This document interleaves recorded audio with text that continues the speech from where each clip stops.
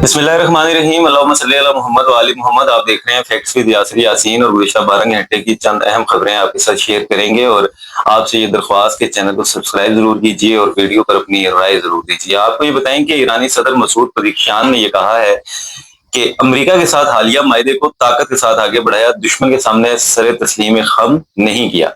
मफाहमती यादाश्त तय करते वक्त साबिक सुप्रीम लीडर आयतुल्लाह अली खामनाई के वज़ह करदा असूलों को मद्देनजर रखा। आपको ये बताएं कि मफाहमती यादाश्त जो इस्लामाबाद मफाहमती यादाश्त के नाम से मुज़ाकरात हुए थे और 2 माह के लिए जंगबंदी की गई थी, उसके आज 2 माह पूरे हो गए हैं और 17 जून को इस यादाश्त पर दस्तखत किए गए थे और इस यादाश्त की जो 60 रोज़ा मुद्दत थी वो आज मुकम्मल हो गई है। उसके साथ आपको बताएं कि ईरानी फौज के सरबराह अमीर हातमी ने यह कहा है कि अमरीकी फौजियों को हलाक या गिरफ्तार करके हवाले करने वाले अफराद के लिए $30,000 का इनाम मुकर्रर किया गया है। और अमीर हातमी ने कहा कि अगर ये कार्रवाई किसी खातून ने सरजद की और खातून की जानिब से ये इकदाम हुआ तो इनाम की जो रकम है वो दुगना हो जाएगी।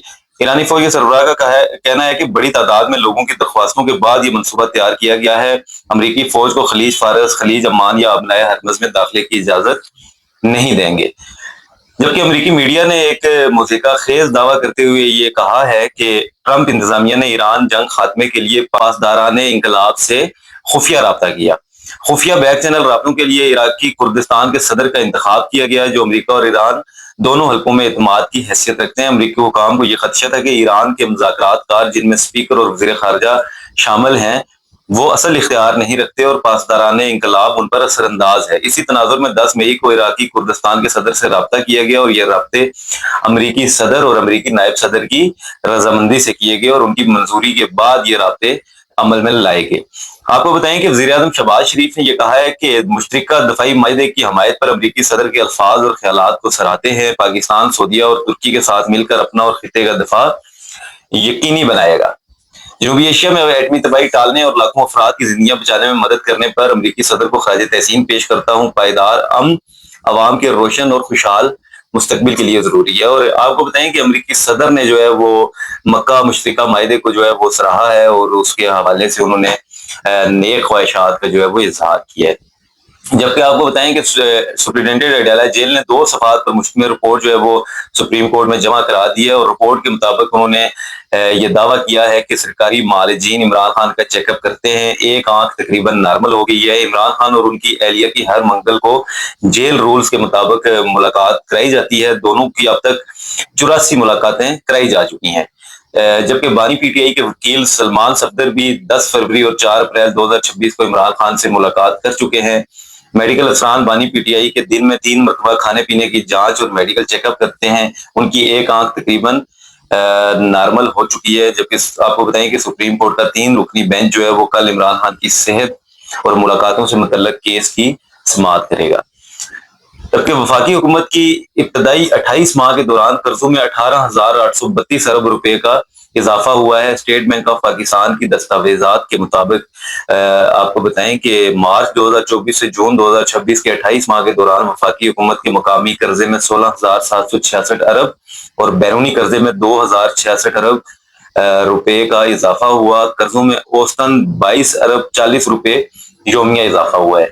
आपको बताएं कि दस्तावेज के मुताबिक निगरान हुकूमत के आखिरी माह फरवरी 2024 तक वफाकी हुकूमत के कर्जे 64,810 अरब रुपए थे। गुज़िश्ता 28 माह में कर्जों में इजाफे के बाद वफाकी हुकूमत का कर्जा 83,642 अरब रुपए हो गया है। जबकि जुलाई में तनख्वाहदार तबके से गुज़िश्ता 2 सालों के मुकाबले में ज्यादा टैक्स जो है वो वसूल किया गया है। इनकम टैक्स में कमी के बावजूद तनख्वाहदार तबके से ज्यादा टैक्स लिया गया।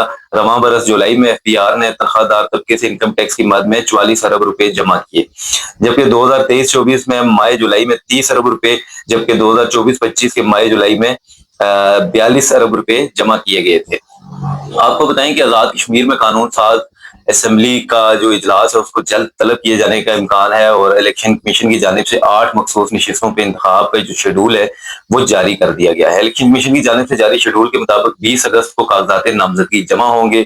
23 अगस्त को उम्मीदवारों की हतमी फहरिस्त जो है वो आवेजा कर दी जाएगी और 24 اگست کو اسمبلی میں مخصوص نشستوں کے حوالے سے ووٹنگ ہوگی۔ آپ کو بتائیں کہ مخصوص نشستوں میں 5 خواتین کی نشستیں شامل ہیں، ایک ٹیکنوکریٹ کی نشست شامل ہے، ایک علماء مشائخ کی نشست شامل ہے، اور ایک نشست اوورسیز کشمیریوں کے لیے ہے۔ اور مسلم لیگ نون جو ہے وہ پر امید ہے ان نشستوں کے حصول کے لیے، اور جو اس وقت تک ان کی سیٹیں مسلم لیگ نون نے حاصل کی ہیں تو زیادہ مخصوص نشستیں جو ہیں وہ نون لیگ کے حصے میں ہی آئیں گی۔ جبکہ آپ کو ایک اور اہم خبر سے آگاہ کریں کہ LA14 دھیر کوٹ باغ سے مسلم کانفرنس کے سربراہ سردار عتیق احمد کو شکست دینے والے عوامی دست و بازو کے ساجد اقبال جو ہیں وہ نون لیگ کو پیارے ہو گئے ہیں۔ نون لیگ میں شمولیت کے لیے انہیں 2 روز قبل دعوت دی گئی تھی، اور اس حوالے سے ساجد اقبال جو ہے وہ اپنے ساتھیوں کے ساتھ مشاورت کر رہے تھے، اور آج انہوں نے نون لیگ میں شامل ہونے کا فیصلہ کر لیا ہے۔ اس موقع پر وزیر اعظم کے مشیر رانا ثناء اللہ موجود تھے، اور انہوں نے اپنے خطاب میں کہا کہ مسلم لیگ نون آزاد کشمیر میں 2/3 اکثریت سے اپنی حکومت بنائے گی۔ 25 نشستوں پر نون لیگ کو کامیابی ملی ہے، مخصوص نشستوں پر انتخاب کے بعد نون لیگ کو 2/3 اکثریت حاصل ہو جائے گی۔ ساجد اقبال کا شکریہ ادا کرتا ہوں، آزاد کشمیر کی تعمیر و ترقی کے لیے ساجد اقبال ہمارے ساتھ چلیں گے۔ آزاد کشمیر کی صورتحال کو درست کرنے کے لیے نون لیگ کو مینڈیٹ ملا ہے، جو وعدے کیے ہیں انہیں پورا کیا جائے گا، اور قانون ساز اسمبلی مکمل اختیارات کے ساتھ کام کرے گی۔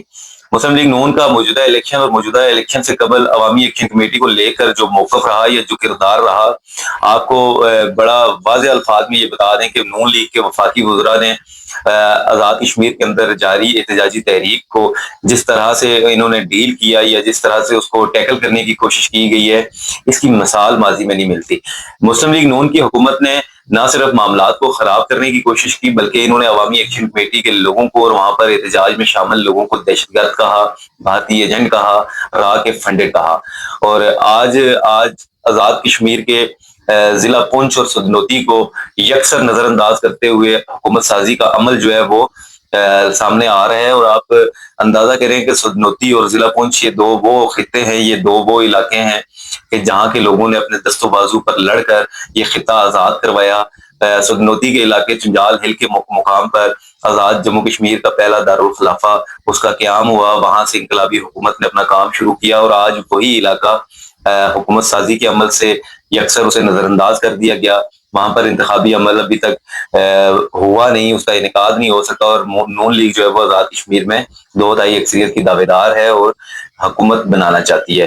یہ 2/3 اکثریت جس طرح سے نون لیگ کو ملی ہے یا جس طرح سے نون لیگ کو دی گئی ہے، یہ کسی بھی سیاسی یا جمہوری جماعت کے لیے شرم کا مقام ہو سکتا ہے، فخر کا مقام کسی صورت نہیں ہو سکتا۔ جبکہ آپ کو یہ بتائیں کہ ملک بھر میں جو جاری بحث ہے نئے صوبوں کا قیام اور نئے صوبوں کو لے کر وفاقی وزراء کی گفتگو، آج پیپلز پارٹی کے رہنما اور صوبائی وزیر ہیں سندھ کے سعید غنی، انہوں نے بڑی دبنگ باتیں کی اور انہوں نے بتا دیا کہ سندھ تقسیم ہوگا یا نہیں ہوگا، سندھ میں کتنے صوبے بنیں گے۔ انہوں نے کہا کہ کچھ اینکر جاہلانہ باتیں کرتے ہیں، جو مرضی کر لو، سندھ میں صوبہ نہیں بنے گا۔ نئے صوبے بنانا ISPR کا کام نہیں ہے، اسمبلیوں کا کام ہے، اور سندھ میں بڑے عرصے بعد یکجہتی پیدا ہوئی ہے۔ یہ ٹی وی پر بیٹھ کر کچھ اینکرز عجیب جاہلانہ باتیں کرتے ہیں جو میری سمجھ میں نہیں آ رہی۔ سندھ کے لوگوں میں نفرتیں مت پھیلائیں۔ MQM کے ساتھ معاہدے کے مطابق کراچی کو الگ نظام دیا، صوبے کی تقسیم کی بات پر سندھ کے لوگ پیپلز پارٹی کو بیٹھنے نہیں دیں گے، دیگر جماعتیں بھی سندھ کی تقسیم کے خلاف ہیں۔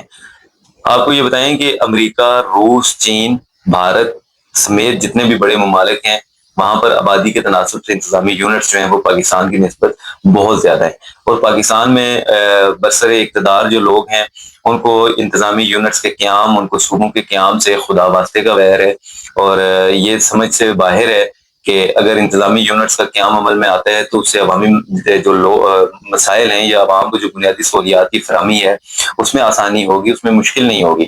اگر سیاستدان یہ دعوے دار ہیں کہ ہم سیاست نہیں، ہم عوام کی خدمت کرتے ہیں، تو ان کو انتظامی یونٹ سے کسی قسم کا مسئلہ درپیش نہیں ہونا چاہیے۔